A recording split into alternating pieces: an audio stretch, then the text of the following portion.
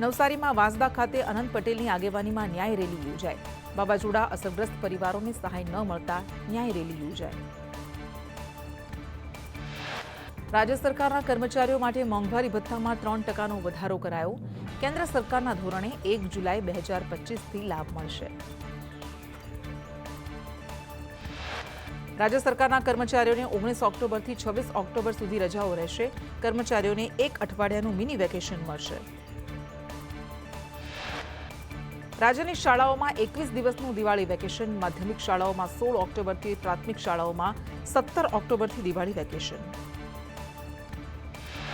PM Modi પર આધારિત મેરા દેશ પહેલે કાર્યક્રમ યોજાશે. ગાંધીનગર ગિફ્ટ સિટીમાં 10 ઓક્ટોબરે કાર્યક્રમ યોજાશે. મનોજ મુંતશિર નિર્મિત કાર્યક્રમ નિઃશુલ્ક યોજાશે. પીએમ મોદીએ સરકારના વડા તરીકે 24 વર્ષ પૂર્ણ કર્યા. સરકારના વડા તરીકેની સેવામાં 25મા વર્ષમાં પ્રવેશ. 7 ઓક્ટોબર 2001ના રોજ પીએમ મોદી ગુજરાતના સીએમ બન્યા હતા. કેન્દ્ર સરકારે કપાસનો ટેકાનો ભાવ જાહેર કર્યો. કપાસ માટે એમએસપી પ્રતિ ક્વિન્ટલ 8,060 જાહેર. કૃષિ મંત્રી રાઘવજી પટેલની સીસીઆઈ સાથે બેઠક. બનાસકાંઠામાં પરીક્ષા માટે તૈયાર કરાયેલા પ્રશ્નપત્રમાં છબરડો. શિક્ષણ વિભાગ પ્રશ્નપત્રમાં ગુજરાતી કેલેન્ડરના વાર લખવાનું ભૂલ્યું. 7 ઓક્ટોબરે મંગળવારને બદલે ગુરુવાર દર્શાવ્યું. કચ્છ યુનિવર્સિટીમાં પરીક્ષાને લગતા વિવિધ પ્રશ્નોને લઈને એબીવીપીએ વિરોધ નોંધાવ્યો. રજિસ્ટ્રાર ગુમ થયાના પોસ્ટર્સ લગાવ્યા.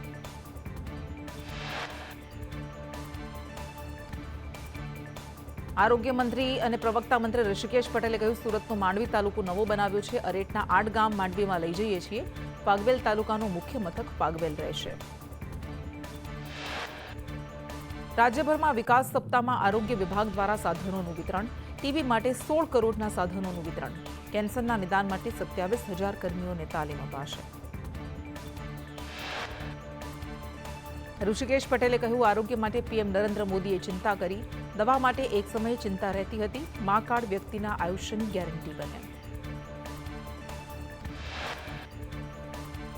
સિરપ કાંડને લઈને આરોગ્ય મંત્રી ઋષિકેશ પટેલે કહ્યું, શેફપામાં કંપનીમાં તપાસ શરૂ. 624 જેટલી પેઢીઓ આ પ્રકારની દવા બનાવે છે. તમામ દવાઓની સરકાર તપાસ કરાવશે. ઋષિકેશ પટેલે કહ્યું, દવાના જથ્થાને બજારમાંથી પરત મંગાવી લેવાશે. ઓરલ મેડિસિનની તપાસ કરી રહ્યા છીએ. પ્રત્યેક બેચનું મોનિટરિંગ કરવામાં આવે છે.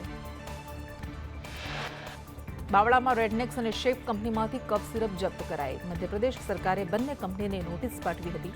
કફ સિરપથી મધ્યપ્રદેશમાં 14, રાજસ્થાનમાં 4 મોત થયા હતા. ગુજરાતની 2 કંપનીઓની સિરપમાં ઝેરી પદાર્થ મળ્યો. 2 સેમ્પલ નોન ક્વોલિટી સ્ટાન્ડર્ડ મળ્યા. ડાયથિલિન ગ્લાયકોલની વધુ માત્રા હોવાનું સામે આવ્યું. શેફ ફાર્માની રિલીફ સિરપમાં ડાયથિલિન ગ્લાયકોલનું પ્રમાણ 0.616%. રેડનેક્સના રેસ્ક્યુ ફ્રેશ સિરપમાં ડાયથિલિન ગ્લાયકોલનું પ્રમાણ 1.342%. રિજિયોનલ વાયબ્રન્ટ સમિટ મુદ્દે ઉદ્યોગ મંત્રી બળવંતસિંહ રાજપૂતે કહ્યું, પીએમ ગુજરાતના મુખ્યમંત્રી હતા ત્યારે શરૂઆત કરી હતી. ગુજરાતનો જીડીપી વધ્યો છે. ગુજરાતનો હિસ્સો નિકાસમાં 33%. બળવંતસિંહે કહ્યું, વાયબ્રન્ટનું આયોજન લોકોનો ઉત્સાહ વધારી શકે. 45,000 કરોડ કરતાં વધુનું રોકાણ આવ્યું. ઝોન વાઇઝ વાયબ્રન્ટનો વિચાર મુકાયો હતો, જે અમલ થયો. રાજકોટના ધોરાજીમાં રસ્તાના કામમાં ભ્રષ્ટાચારના લલિત વસોયાના આરોપ. વસોયાના આરોપ બાદ ઉપલેટાના એમએલએ મુલાકાત લીધી. એમએલએ કહ્યું કે કોંગ્રેસ ખાલી આક્ષેપ કરે છે, અમે વિકાસના કામ કર્યા. ખેડબ્રહ્માના ગાડુ ગામના સરપંચ સામે ભ્રષ્ટાચારના આક્ષેપ. રસ્તા, ગટર, ગરનાળા, પેવર બ્લોક સહિતના કામમાં ભ્રષ્ટાચાર થયો હોવાના આક્ષેપ સાથે ટીડીઓની રજૂઆત. સુરતમાં લેવાયેલા માવાના સેમ્પલ ફેલ. દુર્લભજી માવા ભંડાના નમૂના સબસ્ટાન્ડર્ડ. આરોગ્ય વિભાગના ઓફિસરે કહ્યું, દૂધમાં ફેટની માત્રા 6% ઓછી છે. કચ્છના ગાંધીધામમાં ગેરકાયદે બાંધકામ પર બુલડોઝર ફરી વળ્યું. ગાંધીધામ રેલવે સ્ટેશન સામે દબાણ દૂર કરાયા. નોટિસ આપ્યા બાદ કાચા પાકા દબાણ તોડવામાં આવ્યા. બહિયલમાં હિંસા બાદ મહિલા સરપંચ અફસાના બાનુ સજ્જાદ હુસેન ચૌહાણનું રાજીનામું. તાલુકા વિકાસ અધિકારીને રાજીનામું વોટ્સએપ કર્યું. રાજકોટમાં 17 કરોડના ખર્ચે બનેલું અંડરપાસ દયનીય સ્થિતિમાં. અંડરપાસમાં વગર વરસાદે પાણી ભરાયા. 2 વર્ષ પહેલા 54 લાખના ખર્ચે વોટર પ્રૂફિંગ કરાયું હતું. કોંગ્રેસ નેતા જગદીશ ઠાકોર રાજકીય નિવૃત્તિ લેશે. જગદીશ ઠાકોરે ચૂંટણી ન લડવાની જાહેરાત કરી. યુવા નેતાઓને તક આપવા માટે પોતે ચૂંટણી નહીં લડે તેવી વાત કરી. સાંસદ મનસુખ વસાવાએ દર્શના દેશમુખ પર પ્રહાર કરતા કહ્યું, ભાજપના જ નેતાઓ ચેતરને સપોર્ટ કરે છે. દર્શના દેશમુખ ચેતર વસાવાને સપોર્ટ કરે છે. ચેતરને ભાજપમાં લાવવાના પ્રયત્નો કરી રહ્યા છે. 10 થી 17 ઓક્ટોબર સુધી પ્રદેશ પ્રમુખ જગદીશ વિશ્વકર્મા તમામ જિલ્લાના પ્રવાસે જશે. અંબાજીથી જગદીશ વિશ્વકર્મા પ્રવાસ શરૂ કરશે.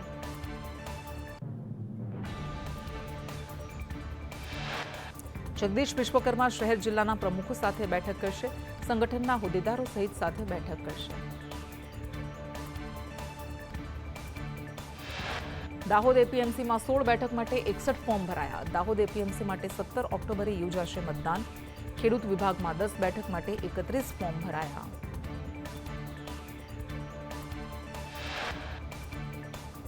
ખેડાના ફાગવેલના કાપડીવાવ અને ફાગવેલ વચ્ચે ખેંચતાણ. અગાઉ કાપડીવાવને મુખ્ય મથક બનાવાયું હતું.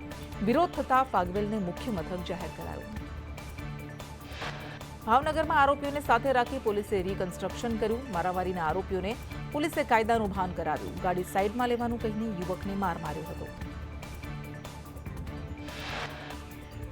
અમદાવાદના નિર્ણયનગરમાં મંદિરમાંથી ચાંદીનું છત્તર દાનપેટીની ચોરી થઈ. 2 ચોર મંદિરમાંથી ચોરી કરીને ફરાર થઈ ગયા. સમગ્ર ઘટના સીસીટીવી કેમેરામાં કેદ થઈ.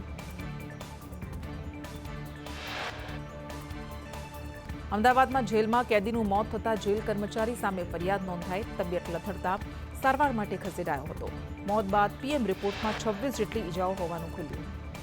પાટણમાં સંતલપુરના એવાલ ગામ નજીકથી પાકિસ્તાની નાગરિક ઝડપાયો. બીએસએફે પાકિસ્તાની મોહમ્મદ નવાઝને ઝડપ્યો. પોલીસ આઈબી બીએસએફ દ્વારા સંયુક્ત તપાસ હાથ ધરાઈ. કચ્છમાં ચડ્ડી બનિયાનધારી ગેંગના 2 સાગરીત ઝડપાયા. આરોપી પાસેથી સોનાની લગડી સહિત કુલ 1,40,000નો મુદ્દામાલ જપ્ત કરવામાં આવ્યો.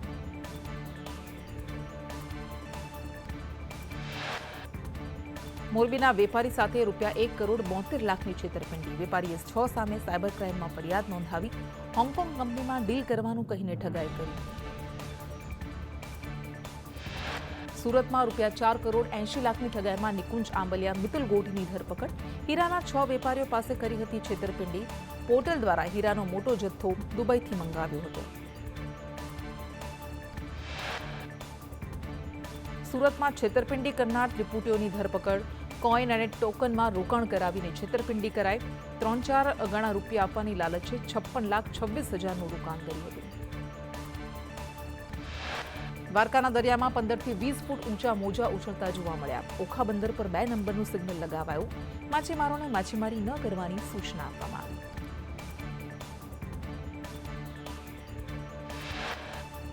વાવાઝોડા શક્તિનું સંકટ ગુજરાત પરથી ટળ્યું. શક્તિ વાવાઝોડું ડીપ ડિપ્રેશનમાં ફેરવાયું. દ્વારકાથી 980 કિલોમીટરના અંતરે શક્તિ વાવાઝોડું. નલિયાથી વાવાઝોડું 1000 કિલોમીટર દૂર છે. વાવાઝોડું નબળું પડીને દરિયામાં જ સમાઈ જશે. વાવાઝોડાની 8 કિલોમીટર પ્રતિ કલાકની ગતિ. રાજ્યમાં 7 દિવસ હળવા વરસાદની આગાહી. 48 કલાક દક્ષિણ ગુજરાતમાં વરસાદની આગાહી. આગામી 3 દિવસ બાદ વરસાદની તીવ્રતા ઘટશે. શક્તિ વાવાઝોડું ધીમું થઈને ડિપ્રેશનમાં પરિવર્તિત થયું. હાલમાં વેસ્ટર્ન ડિસ્ટર્બન્સને કારણે વરસાદની શક્યતા. 3 થી 4 દિવસમાં ચોમાસું તમામ જિલ્લામાંથી વિદાય લેશે.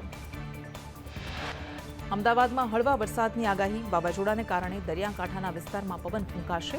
દરિયાકાંઠે DC1 સિગ્નલ લગાવવામાં આવ્યું. ડાંગ જિલ્લામાં વરસાદી વાતાવરણ. ગિરિમથક સાપુતારામાં વરસાદી માહોલમાં કુદરતી સૌંદર્ય ખીલી ઉઠ્યું. વરસાદી વાતાવરણ વચ્ચે આહલાદક દ્રશ્યો જોવા મળ્યા.